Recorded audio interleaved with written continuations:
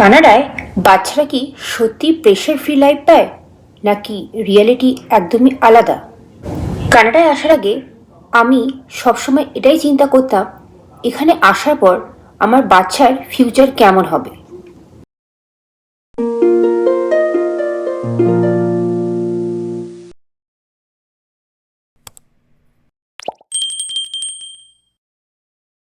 Hello everyone, আমি Sangeeta's daily জীবনে নতুন একটি ব্লগ নিয়ে চলে এসেছি। আজকে ডিসকাশনটা কিন্তু খুবই ইম্পর্টেন্ট।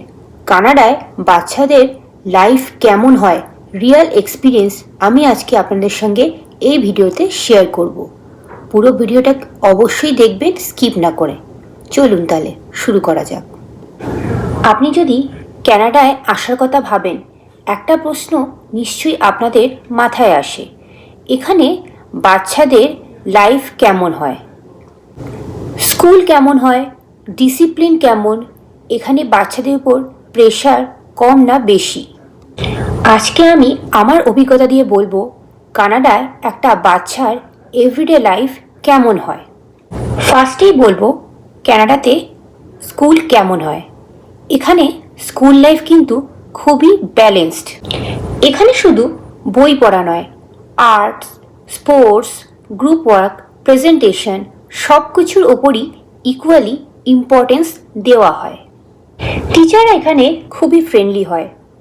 বাচ্চারা এখানে টিচারদের স্যার বা ম্যাডাম বলে ডাকে না, বরং নাম ধরেই ডাকা হয় টিচারদের।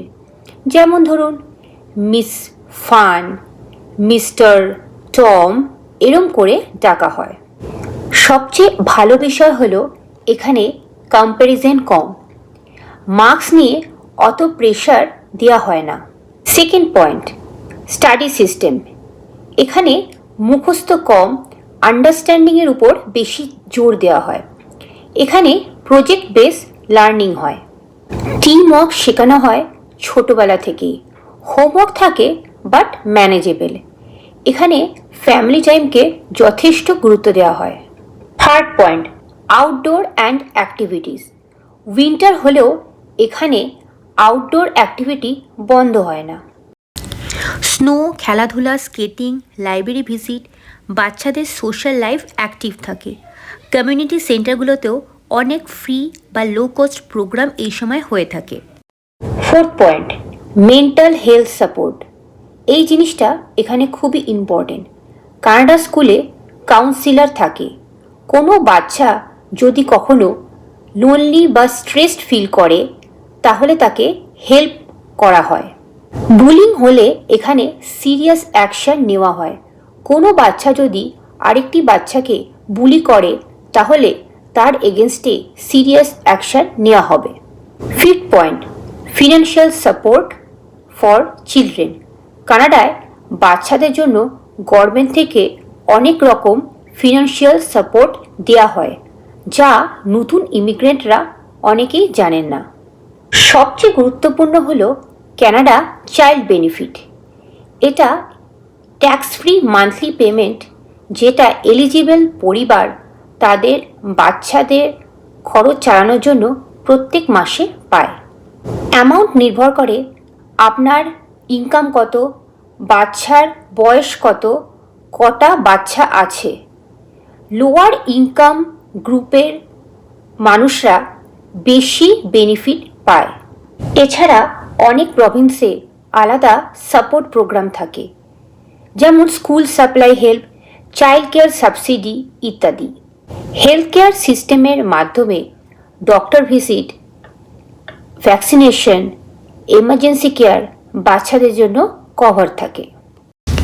আরেকটা ইম্পর্টেন্ট বিষয় হলো RESP, registered education savings plan. Parents যদি আর্লি সেভিং শুরু করেন, গভর্নমেন্ট কিছু ক্ষেত্রে গ্র্যান্ট দেয়, যা ফিউচার এডুকেশনের জন্য হেল্পফুল। কিন্তু একটা জিনিস মনে রাখতে হবে, এই বেনিফিটগুলো অটোমেটিক আসে না, অ্যাপ্লাই করতে হয়, ট্যাক্স রিটার্ন ফাইল করতে হয়। অনেক নতুন ইমিগ্রেন্ট শুরুতে এই প্রসেস না জানার কারণে বেনিফিট মিস করে ফেলে। তাই কানাডায় আসার পর ফিনান্সিয়াল সিস্টেম বোঝা খুবই ইম্পর্ট্যান্ট। 6th point, challenges. এখানে সব কিছু পারফেক্ট না। লং উইন্টারের জন্য বাচ্চারা বেশিরভাগ সময় ইনডোরে থাকে। ওয়েদারটা এখানে বড় চ্যালেঞ্জ। নিউ এমিগ্রেন্ট বাচ্চাদের ল্যাঙ্গুয়েজ ব্যারিয়ার হতে পারে। কিছু সময় কালচারাল অ্যাডজাস্টমেন্টও করতে হয়। 7th point, reality and advice. এখানে কানাডাতে বাচ্চাদের life structure safe and balanced, কিন্তু পেরেন্টসদের সাপোর্টও খুব দরকার। শুধু দেশ ভালো, ফিউচার ভালো এসব ভেবে না এসে এখানকার সিস্টেম সম্বন্ধে জেনে আসা উচিত। কানাডায় বাচ্চাদের জীবন সত্যি খুব স্ট্রাকচার অ্যান্ড সেফ, বাট সব কিছুর পেছনে প্যারেন্টসদের প্ল্যানিং অ্যান্ড আন্ডারস্ট্যান্ডিং খুবই প্রয়োজন। শুধু সোশ্যাল মিডিয়া দেখে ডিসিশন না নিয়ে রিয়েল লাইফ ইনফরমেশন নিয়েই কানাডায় আসা উচিত। আর আজকের ভিডিও যদি আপনাদের ভালো লেগে থাকে একটা লাইক দিয়ে দেবেন। আর কানাডা নিয়ে যদি আরও রিয়েল লাইফ ভিডিও দেখতে চান আমার চ্যানেলটাকে সাবস্ক্রাইব করে রাখবেন। আর কমেন্টে লিখুন কানাডায় বাচ্চাদের কোন বিষয়টা নিয়ে আপনারা জানতে চান। তাহলে বন্ধুরা আবার দেখা হবে খুব শিগগিরই আরেকটি ভিডিওতে। সবাই খুব ভালো থাকবেন, সুস্থ থাকবেন।